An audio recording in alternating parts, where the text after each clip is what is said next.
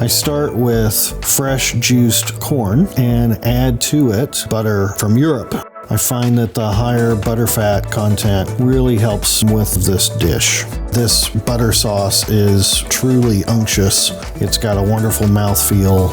When we sous vide the shrimp, we use French butter. I find that the flavor itself is the best, and it really brings out the sweetness of the shrimp itself.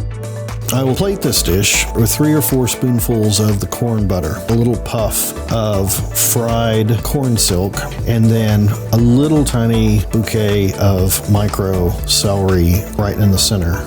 So at the restaurant, all we ever serve our guests are butter from Europe. We enjoy some really fabulous butters from France. The fun for us is actually finding new and interesting butters that we can use to showcase what really good butter should be. This is my numbers cake. It's 654-321. 6 ounces of cream cheese, 5 cups of powdered sugar, 4 small eggs, 3 cups of yellow cake flour, 2 teaspoons of vanilla, and 1 cup of melted French butter. This cake is very butter forward and it's super easy to make.